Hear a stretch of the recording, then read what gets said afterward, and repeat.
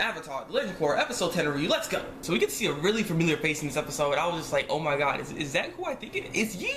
Oh, like I freaking fanboy when I saw him. I was flipping, I was like, yes, yes, yes, you gotta give her the wisdom. You gotta give her the wisdom, because you my man, are the one that always tells everybody that, you know, the wisdom, and you help them, and they find the ways and stuff, and you, man. I was like, yes, you're the perfect person. You are the perfect person to go and tell Korra what's going on, man. Like, God. It's Iroh, by the way, if you didn't already know. I'm sorry, yeah. It's like, that guy's beast, man.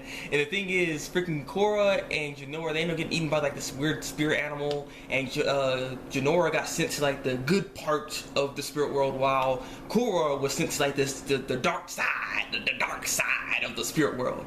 And not to mention that she's like a little kid now. Not sure why she got turned into a kid when she got eaten, but nonetheless she turned into a little kid. And since she was a little kid, that's when she was like wandering around, and then she ended up running into Iroh, and Iroh ends up taking her back, like, we're having a tea party. Of course you're having a tea party. You drink Iroh. If you ain't drinking tea, you ain't Iroh, man. And so Iroh ends up giving her like a little mission that you should take back this bird to its nest in this area where it's like really like you know what? This it's like a volcano looking thing. No, I don't know what it is. Like, it looks very similar kinda to the Legend of Zelda Ocarina of Time, when you go into that village that has like the volcano, and then it's like really dark and evil, you know, the evil stuff, you know, all that crap. It kind of looks like that for some reason. I don't know. It kind of reminded me of that when I looked at it. But nonetheless, she goes over there and she has to, you know, do this mission, bring the bird back to its nest. But she also has to become nice and calm, because it shows when it comes to her, and I think it comes to any human, is if you have negative emotions, that will reflect on the spirits, and the spirits will become evil or anger, the dark spirits and stuff. So, but you have to stay calm and be positive and everything like that. We end up seeing this actually because she's like, I just want to find jinora, I gotta find her, and she starts getting like really negative, and then all the other spirits are like, ooh. And so we see that when she's calmed down, everyone calms down, and so she calmed down all spirits down and everything, putting the bird back, and so she got big again all of a sudden. So I guess, I don't know, it's weird, but she ended up getting like a phoenix bird thingy, and the bird ended up taking her to the area that she needs to go. I have a question, by the way, too. The thing is, jinora and Korra didn't know where to go to, you know, find this area and stuff.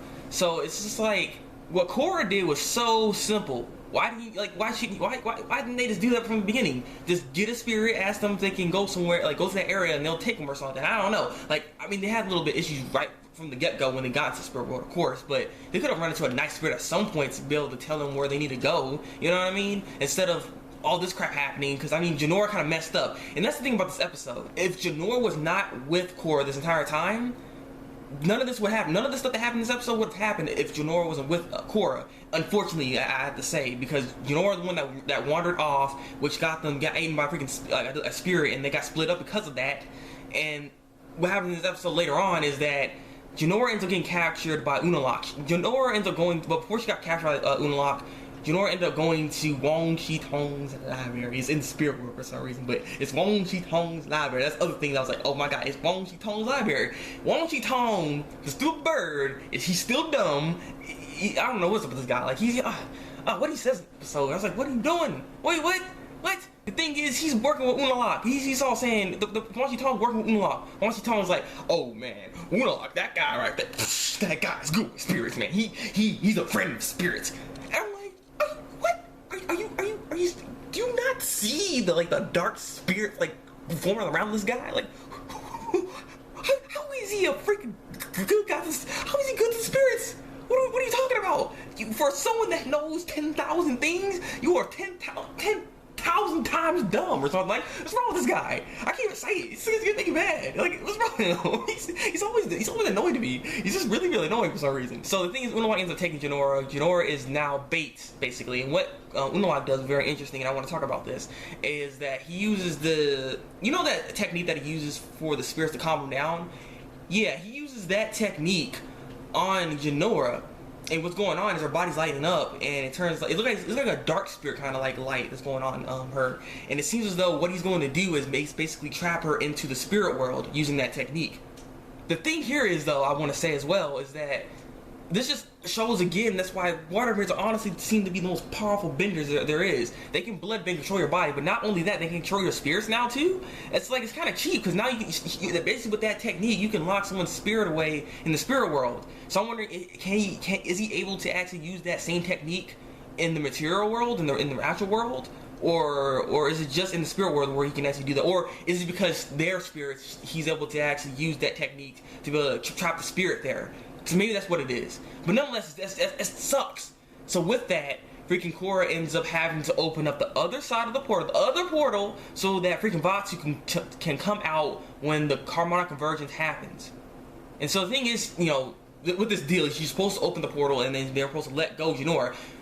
You don't bargain with villains. Villains don't freaking, they're not nice. They're not gonna be like, okay, no, you did the deal, so here you go. Here's jinora back. Come on now, you really think it's gonna happen? Because the thing is, after she opens up the portal, freaking Unalaq is like whoosh, waterbender and stuff, and like, you should have went through the freaking portal, because you can't bend. And I'm like, oh, see what you did?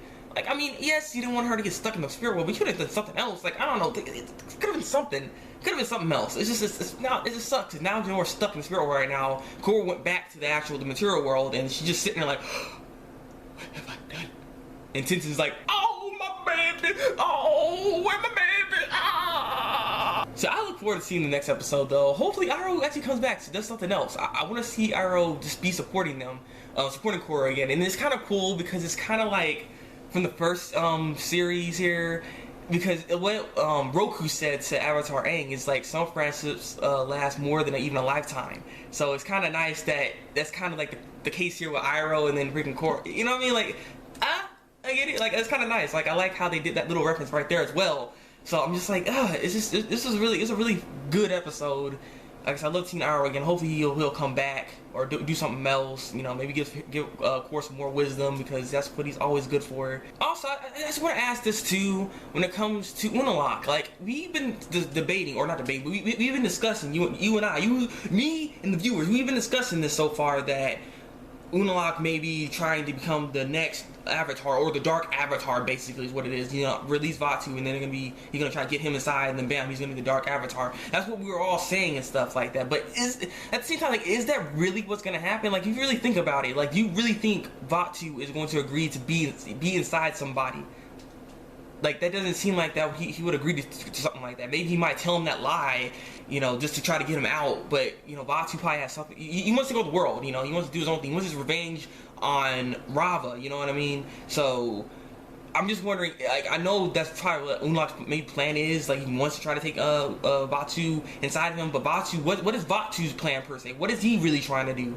You know what I mean? Because this is what's gonna be the problem here when it comes to this whole alliance that's happening. Because this is not gonna work. Like, not to mention, like, the one problem with this whole idea that we have, that, you know, Unalaq is going to become the Dark Avatar, is that Vaatu doesn't have the bending inside of him to then go inside. Once he goes inside into Unalaq, then he'll become an Avatar. Like, the only thing that will happen is that he'll go inside of him, and he'll just still be the same per se. Maybe he can like go into maybe like the Avatar state, but that's like the best he can do. You know what I mean? Because I mean, he doesn't have. Well, yeah, only think he could even go into the like Avatar state, because I don't think Vaatu has any like bending inside of him. But if you remember how the process went, you know, she had to learn this. He had to learn all the bending, and then she had to go through him to make sure it can master. You know what I mean? Like all that crap. He had to go through that. He had to go through that process. So I don't think that's even possible for him to maybe be the Dark Avatar because of that. I don't know. It's very interesting though. So like I said, I wonder. I just really wonder, what is this plan? What is the whole main objective of this entire thing? You know what I mean? Is he just doing this for the sake of evil? I don't know. Well, like I said, we'll have to see. But yeah. So I'm done. Leave a comment below. Tell me what you think of this week's episode of The Legend of Korra. Like this review, and subscribe to my channel for some more Legend of Korra reviews from me. See you guys in the Thabreakmaster, and until then, people, break out.